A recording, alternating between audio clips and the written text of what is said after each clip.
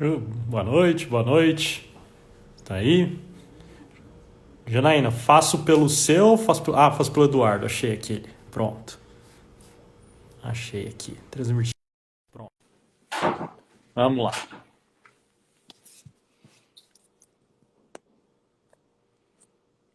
Conectando. Isso, boa Oi. noite. Boa Tudo bem? noite. Tudo bom? E aí?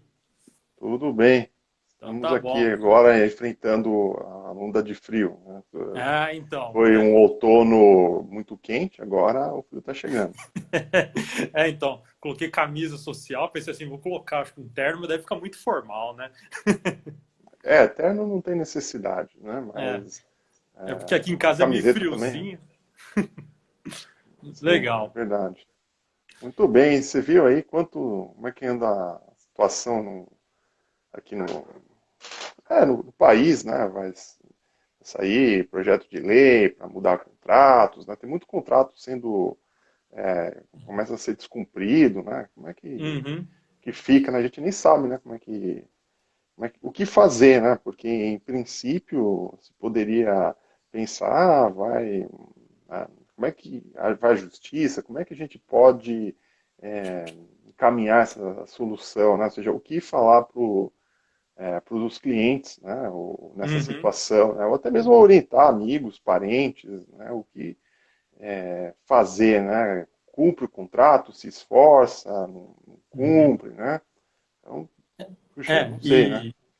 e, pelo menos agora tem o projeto de lei novo aí que eu acho que vai ser sancionado, né? Não tem por que não ser sancionado, né? Que pelo menos eu acho que vai dar uma ajuda aí na orientação, na interpretação, né? Embora estou vendo aqui que o Tribunal de Justiça, por exemplo, aqui de São Paulo, já está tendo que enfrentar problema pra caramba já de contrato aí, problema contratual de revisão, né?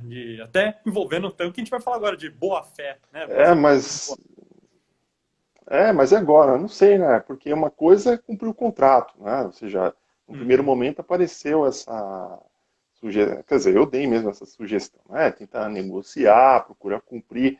Mas e uhum, quando não dá para cumprir?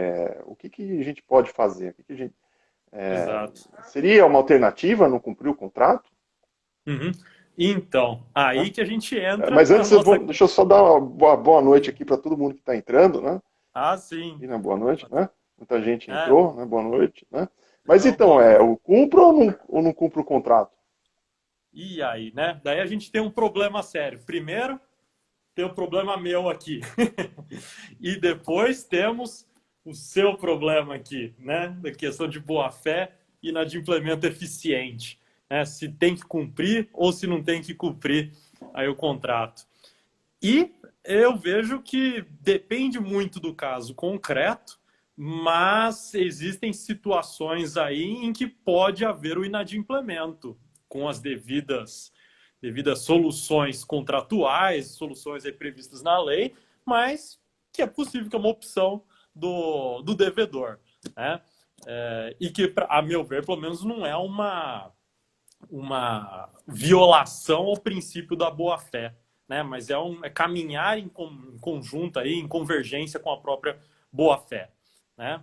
Mas deixa eu fazer uma pergunta para você. Mas como é que Uhum, né, a gente ensina em aula as uhum, pessoas a cumprirem o contrato? Agora, como é que pode falar, ó, não cumpro o contrato que é melhor? Como é que uhum, funciona isso? Assim, como é que eu faço? Eu não cumpro o contrato que é melhor. uhum.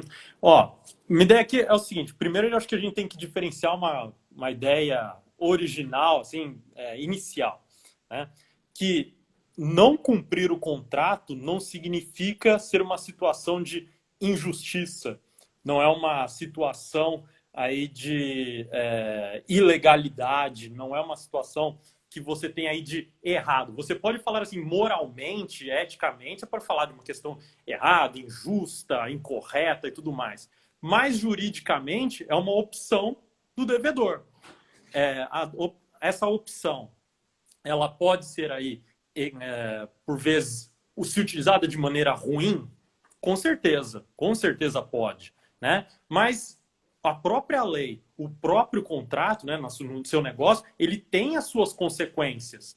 E veja, se é uma consequência que foi negociada, que foi aí acordada pelas partes, significa que aquele resultado, seja indenização, seja a entrega de algum bem alternativo, não sei qual solução pode ter dado aí, significa que seria uma solução equivalente, né? Equivalente aí ao cumprimento da obrigação.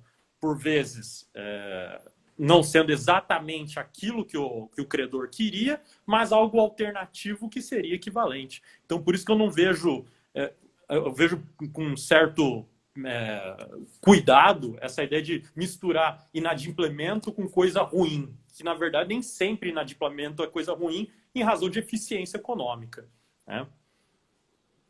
Então é possível, então em princípio, inadimplemento é um ato ilícito, mas existem Uhum. situações, assim, na sua opinião, Uhum. que correspondem a autorizações, enfim, dadas pelo próprio ordenamento para que não se Uhum. cumpra o contrato, é isso que você quis dizer? Não? De certa maneira, sim. Por quê? Porque a gente tem aí que prestar atenção em outros valores, digamos assim, que estão envolvidos no ordenamento, né? Que é a questão, por exemplo, da eficiência econômica. Então, se eu tenho uma situação em que as partes, ao final, elas estariam numa posição mais vantajosa ou equivalente ao cumprimento do contrato, não tem por que eu forçar o seu cumprimento. Que daí eu tenho uma visão global e daí de função social do contrato, em que toda a sociedade, uma coletividade, acaba por ser beneficiada com aquele inadimplemento. Então, puxando aí o conceito de inadimplemento eficiente do contrato, né? Que seria a ideia, então, que numa proposta de um terceiro, né, uma oferta mais vantajosa de um terceiro, eu deixo de cumprir esse contrato, pago todas as verbas aí, indenizatórias, ou então cumpro aí todas as consequências do inadimplemento e contrato com o terceiro. No fim, todas as transações econômicas, elas ficariam de maneira eficiente, estariam dentro de uma eficiência econômica, porque aquele que era o credor original, ele vai receber o equivalente, o devedor vai buscar uma oferta melhor e o terceiro vai ter uma transação econômica mais interessante para ele, né? Aqui já estou vendo que estão aparecendo algumas perguntas aqui em cima. Essa E aqui é aí? de ICMS, essa não é minha área, não. De Eu ICMS aí dou. eu vou ficar devendo para o Vitor, que eu sou do Vitor direito civil. o Vitor é professor lá da PUC Campinas, professor de penal e processo penal. Aí, então, deixa eu ver aqui. Grande sabimento de valores se integra em regra, É, valor do produto ou serviço. Em termos de calamidade, poderá uma das partes pugnar pela alteração ou não pagamento desse valor? Ó, Vitor, eu vou, se eu puder dar um chute nessa pergunta dele aí, a Então, antes de gente você tem. chutar, eu vou passar para você, né? Então, vamos pensar em Então futebol, tá eu bom. passo para você e você chuta. Que eu não Eu sei dou um essa, chute, não. vamos Essa lá. aí. É, é, E o negócio é o seguinte, a gente tem aí duas posições, que, primeira, não teria, em primeiro lugar, como você fazer essa alteração do valor, porque você não está naquelas hipóteses que estão previstas no CTN, né? Mas tem um pessoal defendendo agora ato do príncipe, né? A possibilidade de falar de ato do príncipe em relação tributária. E daí você poderia falar, então, que por um ato da administração que é alheio às partes aí, teve impacto nessa relação tributária e por isso você poderia pedir alteração, não pagamento aí do valor, suspensão do crédito tributário, né? Eu vi já essas duas teses levantadas, mas eu não sei realmente se é possível falar disso daí mesmo, porque é puxado administrativo para o tributário, né? Não sei. entendi. Mas deixa Enfim. eu fazer uma pergunta para você, José Eduardo. Uhum, Então, vamos imaginar uma alocação. Eu tenho um salão comercial, por exemplo, uhum, e está fechado. Vamos supor, o negócio que eu exerço não é uhum, considerado atividade essencial. Então, eu não posso abrir. Então, eu não estou faturando, mas vem a conta todo mês, no caso o aluguel, e como é que eu vou pagar? Né? Ou seja, eu não tenho. Então, você acha que eu poderia, nessa situação, falar, olha, é mais vantajoso, em vez de eu querer negociar o contrato, eu falar, olha, eu não vou mais cumprir o contrato, deixa explodir? Então, eu até defendo lá na tese, no livro e tudo mais, que é possível talvez falar de um dever de renegociação inicialmente, né? Embora tenha aí essa briga doutrinária, essa divergência, né? Eu falo que seria interessante primeiro buscar uma renegociação antes de pensar na questão do inadimplemento. Vamos dizer então que a renegociação não foi possível, não conseguimos chegar nesse ponto. Pedro, se a parte não está agindo de maneira oportunista, em que sentido oportunista? Ter aí, então, uma assimetria de informações, para quem está assistindo aí, o que não sabe o que é assimetria de informação, só para explicar. Assimetria de informação é aquela situação em que as partes não têm o mesmo nível informacional sobre o contrato, sobre a relação. Então, uma parte sabe muito mais sobre as suas questões próprias contratuais, suas condições, ou então sabe de alguma informação de terceiro, alheia aí, que pode influenciar no contrato, e a outra não sabe. E que isso, então, pode ter aí um desequilíbrio dentro do contrato. Então, tendo essa assimetria informacional e uma parte se aproveitando disso de maneira que precise de uma intervenção estatal, aí seria um oportunismo. Então, se não for uma situação oportunista, mas for uma oportunidade, na verdade, de ter um negócio mais vantajoso, eu não vejo por que não se utilizar também do inadimplemento eficiente, ainda que seja um caso de locação, né? Lógico, não desconsidera a dificuldade, talvez, de perceber a diferença entre um comportamento oportunista e um comportamento de fato em favor da eficiência econômica, mas acredito que seja possível sim. Tá? Então, no caso, em vez de eu permanecer no imóvel e depois tentar pagar os aluguéis, e se eu pensar assim, quer saber, eu não vou mais pagar, vou deixar estourar o contrato, isso então seria lícito, na sua opinião? Se for deixando de pagar, mas daí assim, cumprindo com todas as consequências jurídicas do contrato. Né? Então, eu não tenho como pagar, eu não estou faturando, como é que eu vou cumprir o contrato? Ou seja, aí estou pressupondo que não houve sucesso numa renegociação, o locador está irredutível, o locador não quer conversa, ele fala, bem, eu não quero. Vamos supor, pode acontecer de nem querer negociar, ou mesmo negociando, falar, não quero. Aí a outra parte, por exemplo, o inquilino pensa, tá bom, então eu não vou cumprir o contrato, não tenho mesmo o que fazer, vou deixar estourar. O que você acha? Então, aí eu acho que não tem muita alternativa, né? Porque se ela buscou a renegociação, se buscou aí alguma alternativa para poder continuar adimplindo com o contrato, aí ela vai ter que ficar inadimplente. Eu acho que aí a gente não entra nem na questão exatamente do inadimplemento eficiente, né? Porque se ela não tem nem como cumprir a questão da consequência jurídica contratual, então a gente recairia no problema de iniciar um processo, né, uma ação judicial com cobrança forçada e que, a meu ver, teria que buscar uma alternativa em razão plena. Se a gente for falar do caso aqui da pandemia especificamente, teria que buscar uma solução legislativa, né? Que dá então, que nem agora tem no projeto de lei, né? Então, ter aí... Diga. Mas, assim, olha só, também o que a gente podia pensar.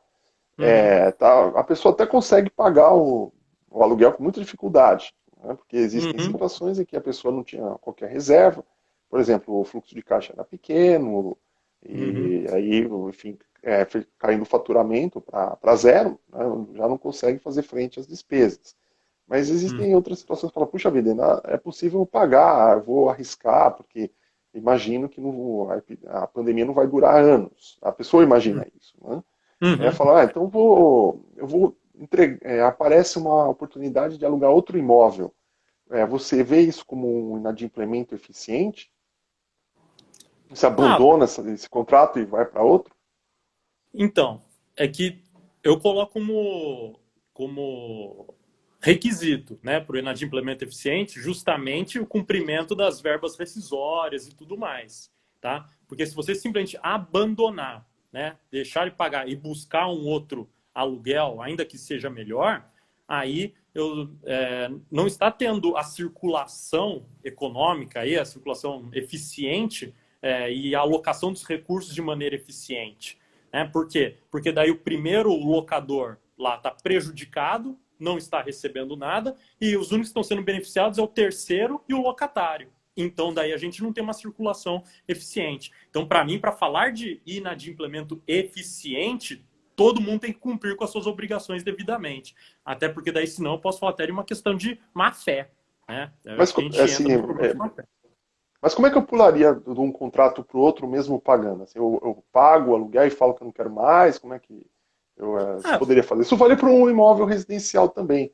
Tem pessoas que alugaram casas, né, moram, e aí pode pensar, puxa, continuar aqui não vai dar mais, eu não tenho como cumprir, mas eu preciso morar, tem que partir para outro imóvel. Como é que se operaria essa situação? Ou seja, bastaria notificar o locador, falar, estou indo embora, aí você veja o que você quer, ou tem alguma... Qual seria o procedimento? Imagino que seja, você notifica, né? Porque você tentou a renegociação, a gente está partindo do princípio que já tentaram renegociar, não conseguiram. Viu uma oportunidade melhor, ele notifica o locador, avisa então que não quer mais continuar com o contrato de locação, verifica então quais são as verbas rescisórias e tudo mais, quais que são aí as consequências do fim do vínculo jurídico e contrato novo, faz uma locação nova. Eu não vejo problema, não vejo nenhuma violação. Não sei se tem opinião diversa aí sobre o tema. Não, é que eu estou perguntando isso pelo fato, até essa live vem a calhar, porque, como eu coloquei no primeiro momento, a nossa orientação foi, assim, nós professores, né, busca a renegociação. Mas estamos vendo que em alguns casos isso foi possível, né, e outros não foi possível. Né? Então, o que fazer nessa situação em que não deu certo? Né? Ou seja, como se encaminhar? Então, nesse sentido que eu estava pensando se seria uma hipótese de inadimplemento eficiente do contrato, deixar este contrato inadimplido, porque é um inadimplemento, e buscar uma alternativa. Né?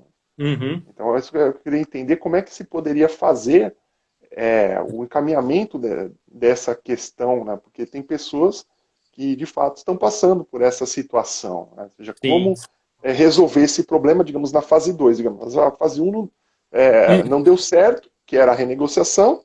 Então, na fase 2, que seria a inevitabilidade do inadimplemento, como resolver. Né? Então, aí, como você é um estudioso, né, do assunto, escreveu a tese de... como não? Está aqui o seu livro, né?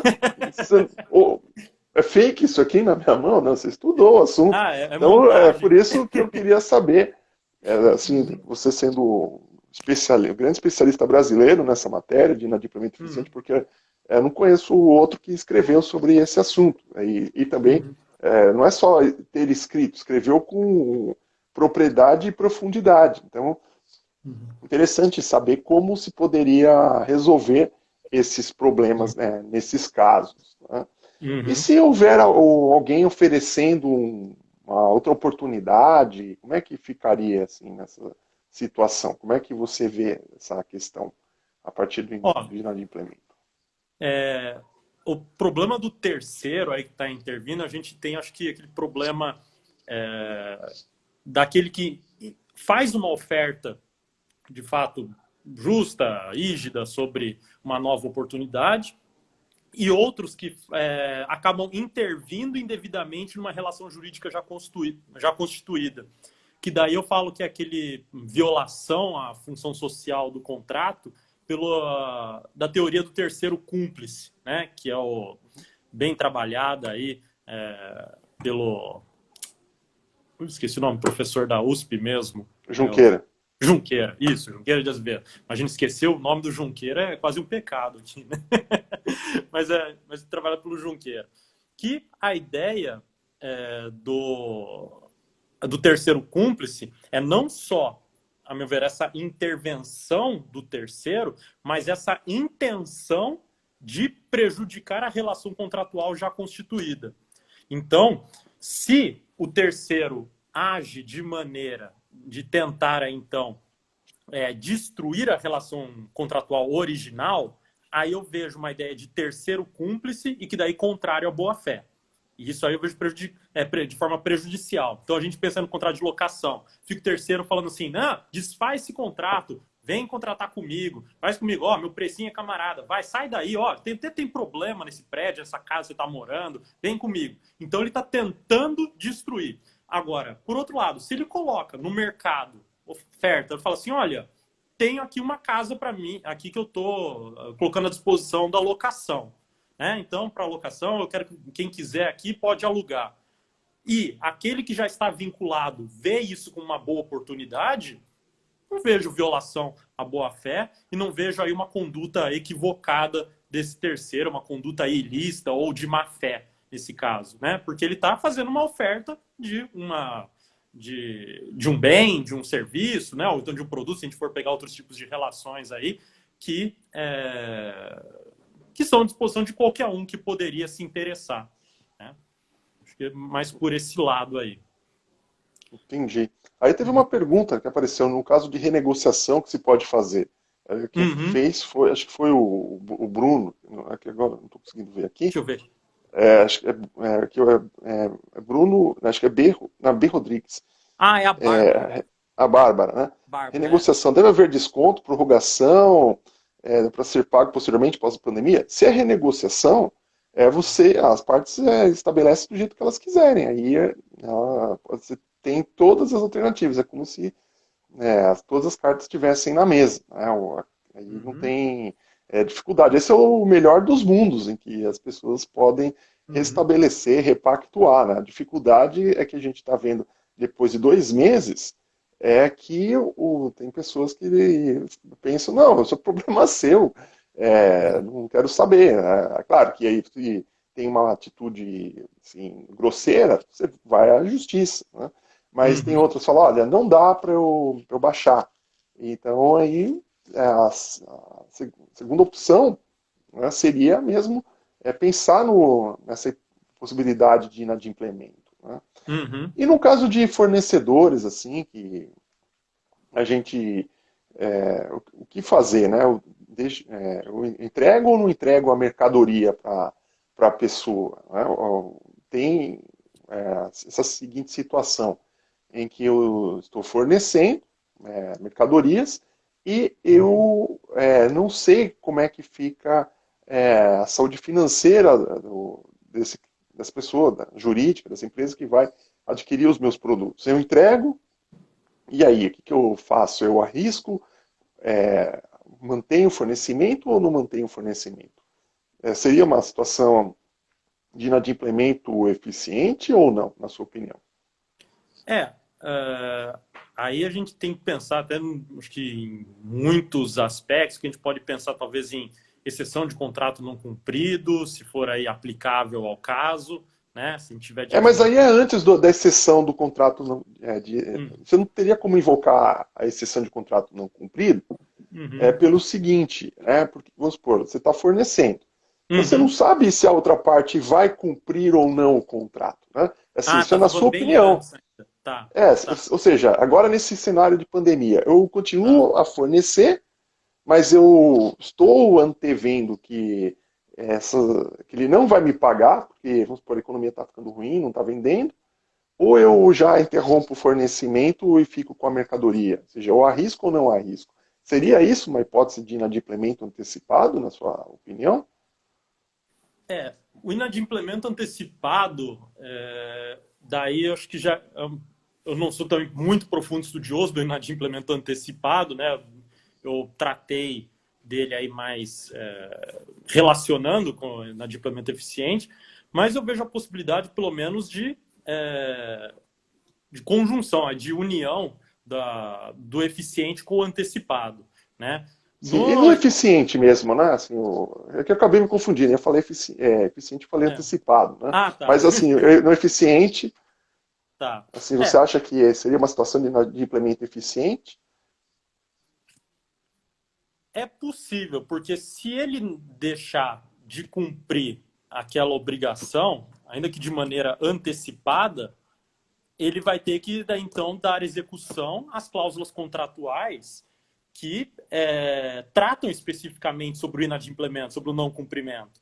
Então, se ele está antecipadamente aí verificando que, por exemplo, o consumidor, né, aquele que vai, o credor aí vai receber, né, melhor dizendo, o credor dele, mas que vai ser, então, seu devedor, que ele não vai cumprir a obrigação equivalente à obrigação, a contraprestação, se ele conseguir comprovar, então, antecipadamente isso, que todos os indícios levam a essa ideia, eu imagino que é possível, sim, fazer o inadimplemento eficiente, buscar um terceiro, então, que de fato vá cumprir a sua obrigação e indenizar aquele que antecipadamente deixou de pagar, né?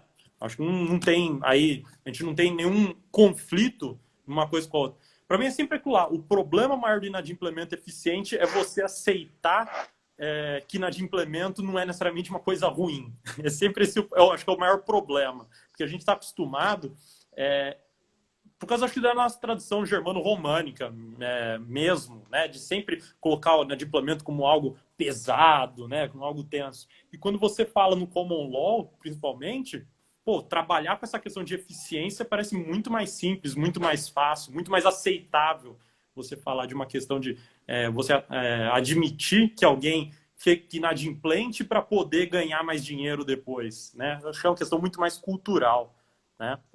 Então, nesse sentido, olha só, a gente está tendo que adquirir, estamos adquirindo no Brasil, né, Uhum, vários respiradores, né? uhum, E aí, vamos supor, o Brasil compra, aí vem e o outro fala, vende para mim e não vende para o Brasil. É uhum. uma situação de inadimplemento antecipado ou não? Como é que ficaria, tendo em vista que estão envolvidos, no caso indiretamente, neste contrato, bens jurídicos fundamentais, como a vida e a Uhum. saúde? Como é que Aconteceu, ficaria? inclusive, isso, né? A China ia fornecer para o Brasil, se eu não me engano, aí um monte de equipamento, não sei se era só respirador, mas acho que tinham outros equipamentos envolvidos. E no fim, acho que os Estados Unidos foi que comprou, no lugar, não lembro agora se foi exatamente ele que comprou, aí acabou pegando o carregamento que vinha para o Brasil, né? Aí eu acho que tem que também prestar atenção no seguinte, né? Que eu acho que tudo importa também o contexto das relações. Quando a gente está falando só de bens de consumo, bens aí, patrimônio, questões bastante disponíveis, eu imagino que o inadimplemento eficiente funcione bem. Agora, quando a gente fala por questão do respirador, principalmente no contexto mundial, né, que a gente está vivendo, falar do inadimplemento eficiente dessa maneira, eu acho que é entender mal também a ideia. Porque daí, então, você está trabalhando com violação, não só de direitos fundamentais, como violação aí à própria solidariedade que é esperada entre os povos, entre as nações, né? E violar solidariedade e tudo mais, para mim, é um ato de má fé. E se a gente está num ato de má fé, a gente recai no problema do oportunismo. E daí, no oportunismo, a gente, então, já não está falando mais de inadimplemento eficiente, né? Então, acho que aí fica bem mais complicado você aplicar essa ideia se você não olhar todo o contexto da relação, né?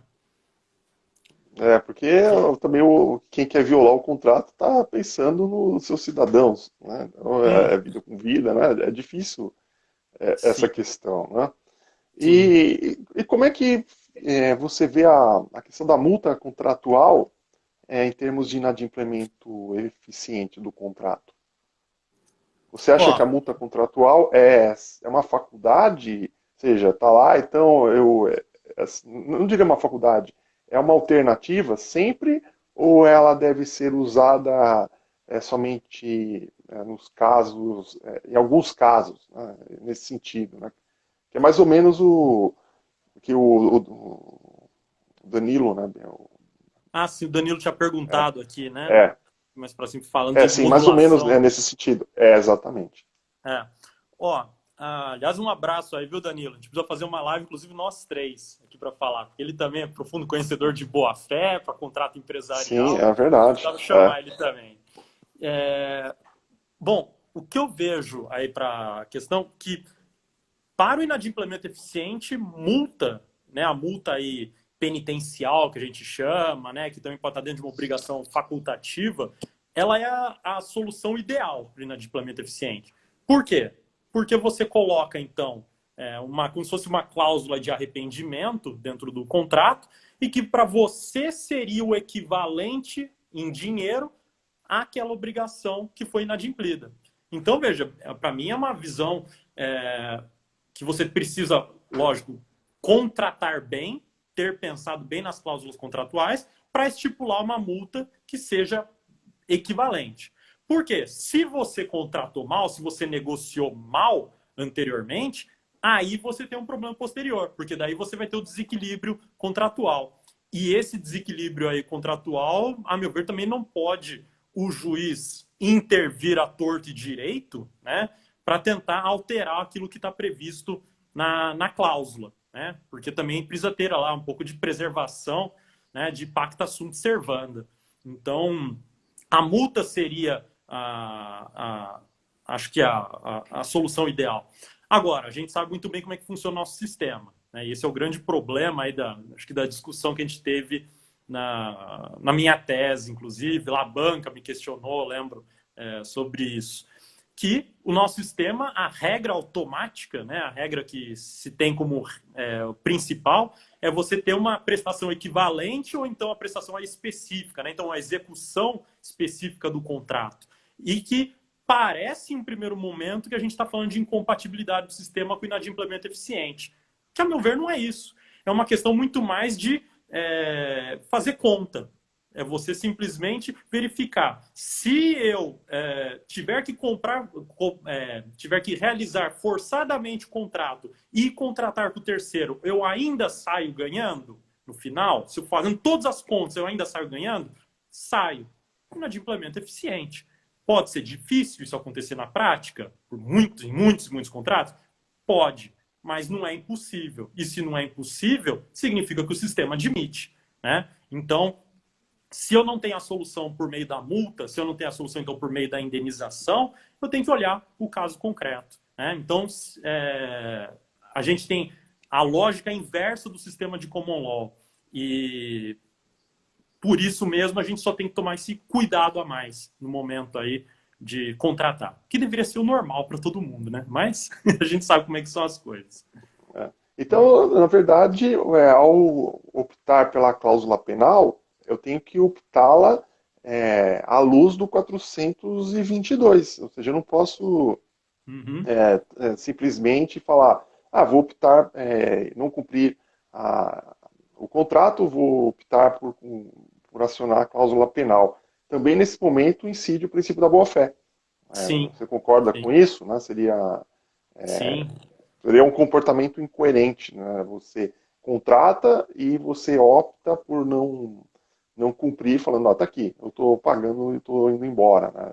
É complicado essa situação, né? É claro, porque o problema é se você já contrata pensando em já rescindir o contrato. Daí eu acho que é questão de má fé, mas se apareceu posteriormente uma oportunidade melhor, não tem por que você não acionar uma cláusula contratual. Inclusive, eu lembro que eu li até uma crítica que eu achei bastante interessante quando eu estava vendo sobre o inadimplemento eficiente, que dizendo o seguinte, que você acionar uma cláusula de rescisão, né, você acionar aí o inadimplemento, não deixa de ser o cumprimento do contrato, porque é uma cláusula que está nele. Você está acionando aquela cláusula simplesmente, só que é uma cláusula que autodestrói o contrato. Então, claro, a gente não pode esperar, talvez, que tudo sempre vai dar certo no mundo. E a gente tem que esperar também que podem ocorrer situações aí imprevistas, supervenientes, que dão uma melhor oportunidade para todos. E por isso você tem que se precaver, né? Tentar deixar mais completo possível o contrato, que por natureza sempre vai ser incompleto, né? Para aquele conceito econômico de contrato, né? Sim. Aí chegaram duas perguntas. A primeira, eu respondo uma e você responde outra. Né? A primeira aqui, que acho que é do Vinícius, acho que é Vitor, desculpa. Do Vitor. Vitor. Tá perguntando aqui se o consumidor é vulnerável, o fornecedor do produto ao alegar de implemento eficiente, ou seja, que seria a situação, não vai cumprir, se ampliaria a vulnerabilidade, se haveria boa-fé. Aí, nesse caso, é o seguinte, o fornecedor não tem essa opção, né, porque isso é até considerado crime contra a economia popular, né, e o Código do Uhum. Consumidor também veda essa conduta. Você não tem essa opção de falar, não vou fornecer para você. Né, então, Uhum. não tem como alegar em relações de consumo inadimplemento eficiente. Isso é mais em relações Uhum. regidas pelo direito, pelo Código Civil, né, não pelo. Eu entendo Uhum. também o direito do consumidor como é, parte do direito civil. Né? E aí tem outra pergunta da Flaviana, né, que é Uhum. da Campos Sales, né, Uhum. perguntando se a pandemia pode ser considerada força maior. Você acha que a pandemia é força maior e por isso não se deve cumprir você fica Ó, dispensado de cumprir a obrigação? Ó, Flaviana, aí tem que tomar muito cuidado, a meu ver, nessa afirmação, tá? Eu diria assim, pode ser em um caso, mas não é regra, tá? Não é regra. A gente tem que ver aí e valorizar a própria base do próprio negócio jurídico. Em que sentido? Verificar que se na circunstância em que as partes se encontram, se ainda seria possível cumprir aquele contrato. Então, se, por exemplo, vamos dizer que é um cumprimento de um contrato de transferência de um produto que é online, por exemplo, um e-book. Eu paguei pela internet um e-book, comprei lá na Amazon, e daí eles têm que me entregar o e-book. Daí eles falam assim: a gente está no meio da pandemia, eu não posso te entregar o e-book. Não tem como, não pode acionar, falar que é força maior, caso fortuito, nada disso. Então eles têm que cumprir. Então, para mim, tem que tomar muito cuidado com isso. Agora, se for uma situação, por exemplo, que teria que fazer uma entrega, e vamos dizer que a gente está no período aí de já acionar o lockdown, acionaram aí tudo quanto é tipo de restrição e não pode chegar a entrega no local. Aí a gente tem um outro problema. Daí, então, é uma situação aí superveniente, imprevisível, e por isso poderia alegar, o caso fortuito, uma força maior aí para não cumprir o contrato. Tá? Mas E queria mesmo mandar assim, um só beijo para Janaína complementando, aqui. né? Ah, sim. Né? Aí tem outra situação relacionada a isso que você falou, é que tem o caso fortuito interno e o caso fortuito externo, né? Ou Sim, seja, sim.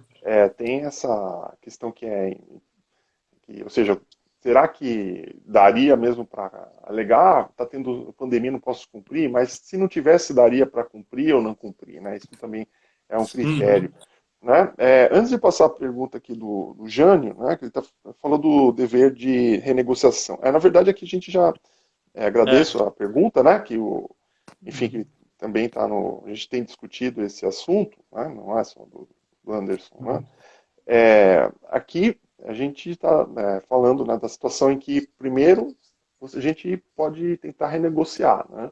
Se não der certo, partir para um inadimplemento eficiente. Né? Então, Uhum. assim, claro, se for possível negociar e der certo, ótimo. Né? Mas aí, quando a gente não consegue cumprir, né? Ou seja, o que eu faço? Né? Eu vou ficar com o contrato ou abandono? Né? Uhum. Mas olha só que coisa interessante essa que você falou das entregas, né, pelo artigo 40, porque agora no projeto de lei, né, a gente Uhum. vai ver possivelmente uma alteração, né, porque quando você compra fora do estabelecimento, você recebe o produto e você, dentro do prazo de 7 dias a contar do recebimento, você pode devolver, né, no caso, é uma hipótese Uhum. legal de resilição, né, do contrato. Né.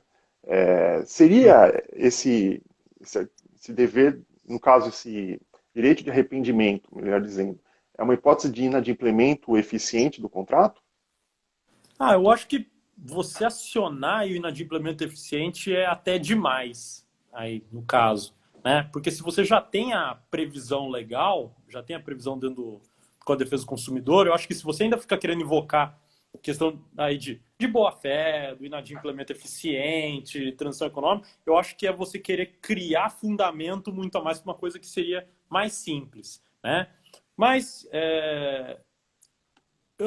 inclusive, eu acho que nem se relacionaria diretamente com uma questão de inadimplemento eficiente, mas muito mais com a questão de vulnerabilidade do próprio consumidor, né? de ele não ter contato com o produto, ele poder ser aí enganado, ainda que seja por vezes aquele dólar bônus, né? Aquele dólar lá de você destacar o produto, e que recebendo então em casa aquilo que não condiz com a propaganda, com a publicidade feita, você tem esse direito de arrependimento, direito aí de devolução.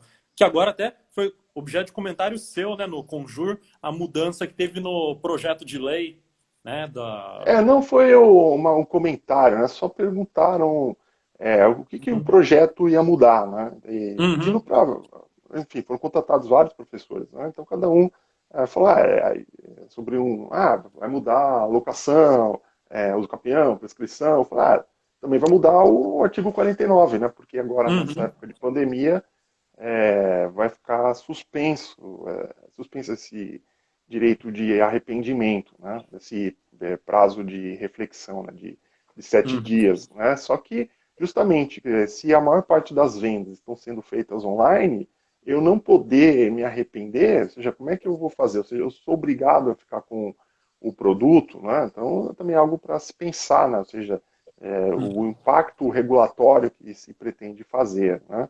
Aí tem Uhum. outra pergunta aqui sobre contratos de transporte, com aulas É. paralisadas, as aulas são online, logo não necessita do serviço. Não havendo renegociação, não haveria enriquecimento por parte acho que é da transportadora. O transportador Eu não continua entendi. depois. Porque tem A que ir mais para frente. transportadora. Se houvesse cessação do contrato, sem qualquer multa, eu não compreendia. Assim, Ó, eu acho que eu entendi a pergunta. Ele quer dizer o seguinte, sabe aquelas peruas, por exemplo, que levam os alunos para a faculdade? Daí, agora teve a pandemia, suspenderam as aulas.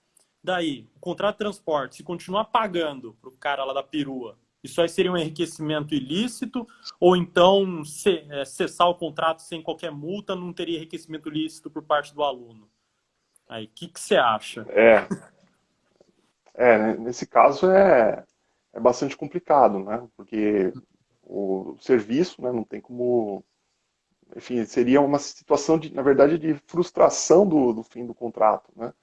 Uhum, Porque o serviço, vamos supor, ele está disponível, ele pode ser prestado, eu posso levar até a porta da faculdade, mas eu não quero esse serviço, né? Então, uhum, também acho que cai nessa situação em que a gente, no caso, não tem uma, uma solução pronta, né? Eu já vi por meio da função social do contrato, já vi por meio da boa-fé, né, e que se uhum, impõe, às vezes, repartir o prejuízo. Né? uhum, Ou seja, se for a justiça, paga metade cada um. Né? Ou seja, para o outro uhum, não também morrer de fome e o outro também, quer dizer, uma das partes também, porque tem um contrato. Né? Então não dá para simplesmente falar, né? Olha, tchau, não vou cumprir. Né? Mas também, em termos de espetáculos, né, aí saiu uma lei, né, falando que se pode transferir, né, por até 12 meses. Né, foi a uhum, solução, ou também poderá ser devolvido o dinheiro, né, uhum. daqui a um tempo. Né? Ou seja, é uma situação também de frustração, porque o artista quer cantar, né, só que a gente não pode ir lá. Né? Uhum. Então fica assim, né? E também não adianta falar, vou fazer uma live. Não, eu queria vê-lo pessoalmente. Então, Uhum. essa é a situação, né? Então, também vai esbarrando nesses casos, né, de É, inadimplemento e para mim achei que eficiente, lá, né? se Não, claro, espera, esbarra, não é exatamente, né? eu achei que lá, né, se espera aí que as partes cheguem num acordo, né? O ordenamento não dá uma resposta explícita para isso, porque senão traria injustiça sempre para um lado ou para o outro. Então eu acho que a melhor ideia é esse meio termo mesmo. Vamos dizer assim, paga-se metade para como se fosse uma indenização, porque para também não prejudicar nem o transportador, nem aquele que está sendo transportado completamente. Ou essa solução legal aí dessa medida provisória mesmo de pague e fica o serviço para depois, né? Embora que ainda possa ter alguns problemas decorrentes disso, né? De gasto, de eficiência econômica, mas acho que é aí o caminho, né? Agora posso eu fazer uma pergunta para você? Sim, claro. Agora eu quero Ah, saber sobre a questão sua também de boa fé aí, que é o seguinte, uma coisa que também a gente está vendo. Vamos dizer assim, a gente vai agora aproveitar o fim de semana, né, que a gente parou de ficar brincando de youtuber, aí dando aula, e daí vamos fazer a compra da semana, né? Então vamos lá no supermercado, vamos comprar algumas coisas, aproveita passar na farmácia também para restocar medicamentos. Daí a gente fala assim, pô, seria uma boa comprar álcool gel também, né? Porque tá faltando, tudo mais, vai que precisa de mais álcool gel. Daí eu chego lá na farmácia para comprar álcool gel tá 5 vezes o valor que seria o valor normal desse álcool gel. E aí, esse aumento gigante de preço, ou aumento do preço aí, é uma violação ao Código de Defesa do Consumidor, de fato, ou é uma atividade normal, é algo esperado aí dentro de um mercado? Que Eu você vou acha? responder pela economia e pelo direito. Né? Beleza. Pela economia, isso é normal. Os Uhum, preços variarem de acordo com a lei da oferta e da procura, que é a lei fundamental do mercado. Se aumenta a uhum, procura, é claro que os preços têm que subir. Se aumenta a procura e os preços não sobem, tem alguma coisa errada. Né? uhum, Então, ou seja, uma ausência de sintomas. Então tem que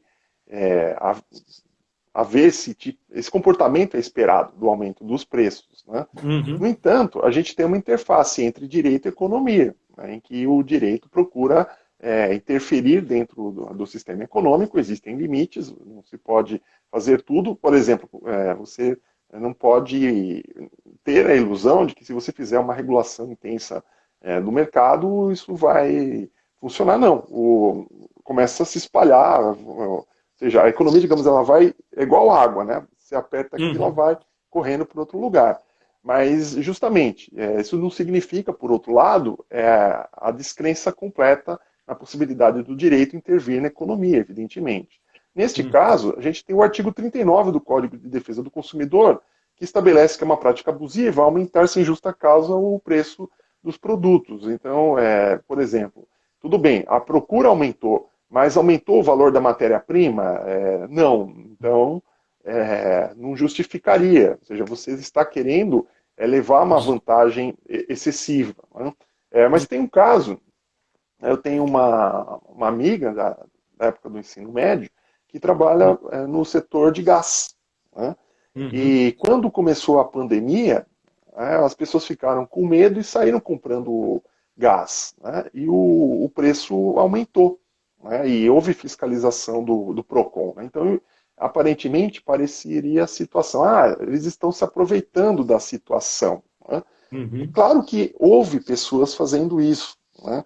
Mas houve também, ou seja, dentro do mercado, havia pessoas que também, ou seja, os distribuidores, que passaram a comprar o produto num valor mais elevado, pelo fato de que houve uma mudança repentina daquela curva esperada de fornecimento. Ou seja, de repente, acabou o produto. Aí, claro que o preço subiu. Então, eles já compraram num valor mais alto.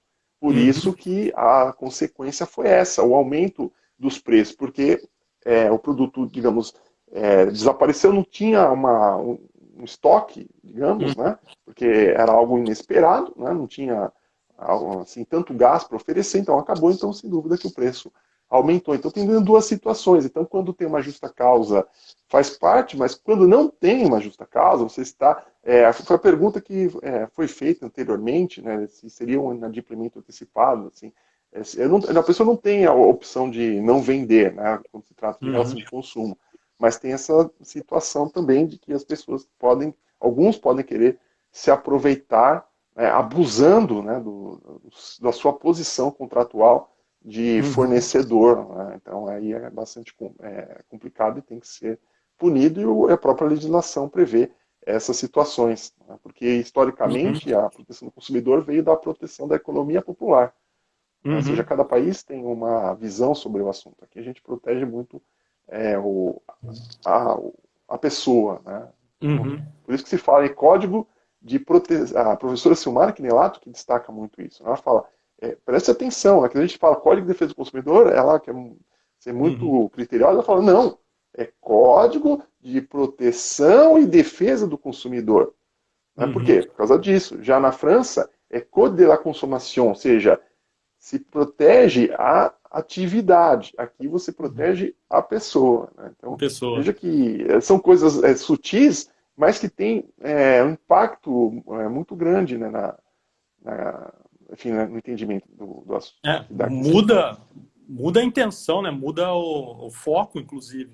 Sim, E exatamente. daí, porque nessa pergunta, inclusive, que daí eu falei até naquela hora lá que seria possível inadimplemento antecipado e tudo mais, que veja que o fornecedor, no caso, ele quer cumprir o contrato, mas diante das oportunidades, ofertas que foram apresentando, ele indeniza, cumpre a cláusula lá de indenização, tudo mais, a cláusula penal, que seja o caso, e faz um novo negócio e leva com um terceiro. O que é curioso, que eu penso também dessa questão da sem justa causa com a defesa do consumidor, que tem muita gente que entende justamente de maneira equivocada que essa mera questão da elevação do preço já seria uma cláusula abusiva. Então, o cara que fez o álcool gel ficar mais caro já tinha que ser punido. Daí a gente tem que pensar, né, sempre, e como você bem destacou, então, só acho interessante pensar assim, que às vezes o cara teve que aumentar a sua produção. Para aumentar a sua produção, teve que comprar mais matéria-prima, teve que contratar mais gente, aumentar os turnos na fábrica dele, né? E com tudo isso leva um gasto maior. Um gasto maior, você precisa de um preço maior, né? E, além disso, a gente vê que tem gente também com soluções que eu considero estranhas, que é, por exemplo, o congelamento do preço. Então, eu falo assim, por que não congela o preço do álcool gel em tantos reais? Porque a gente tira o incentivo econômico daquela produção, né? Se os custos de produção começam a ficar cada vez mais caros e ele não tem uma margem de lucro que compense isso, ele para de produzir, né? Se ele para de produzir, fica escasso o produto no mercado, ficando escasso o produto no mercado, ele vai começar também a ter um mercado paralelo. As pessoas vão começar a fazer fila para conseguir, aqueles que compram para revender na informalidade, e daí, enfim, a gente destrói o mercado, basicamente, aí do álcool gel, né, ao invés de tentar controlá-lo. Que talvez a gente poderia pensar, até ouvi alguns economistas falando no início aí da pandemia, seria uma solução interessante que eu concordo. Se for fazer algum tipo de controle, controla, por exemplo, quantos álcool gels cada pessoa pode comprar. Então, a pessoa pode entrar na loja e comprar 2. Pronto. Daí você tem aí uma forma de espalhar o produto, não aumentar o preço, porque não aumenta a demanda de um jeito gigantesco, e você tem aí um acesso a todos, que eu acho que é interessante. Né? Muito bem. Tem outras perguntas aqui? Uma coisa? Deixa eu ver. Tem do Vitor aqui, ó. Como forma de melhor compensar o direito do arrependimento, cláusula penal não seria uma solução, principalmente tendo em vista a natureza do bem? Vitor, assim, da forma como eu defendo até no inadimplemento eficiente. Daí não sei se o professor Eduardo tem alguma outra visão aí, mas pelo menos para fins de inadimplemento eficiente, o interessante é que seria convertido em indenização.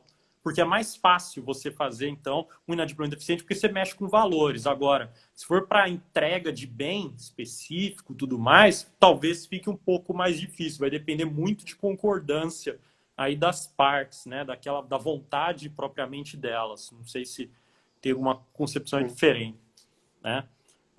Inclusive, até a cláusula penal pode ter alguns problemas. Se você for pensar em cláusula penal que ela é uma escolha do credor e não do devedor, então você não teria nem exatamente uma cláusula penal no direito de arrependimento. Você teria, na verdade, uma multa aí penitencial, ao invés dessa cláusula penal, né? É que a multa penitencial ela não está, não vou dizer que não está expresso, mas ela está bem de forma subliminar, parece que no Código Civil, né? A cláusula penal está lá expressa, tem o seu item próprio, mas a multa penitencial ela fica escondida nessas expressões de direito de arrependimento, né? Está lá no meio da arras, do sinal também, aparece lá meio escondida, né? Então acho que aí que é o interessante também, tá?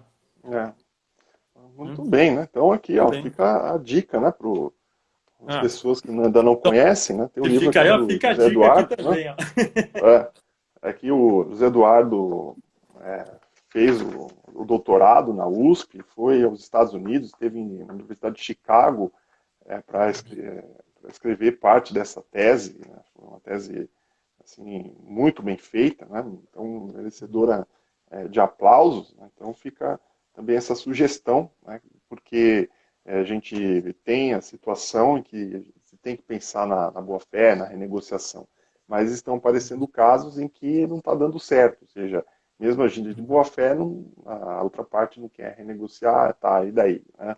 O que a pessoa faz? Né? Ou seja, ela fala, se vira? Não.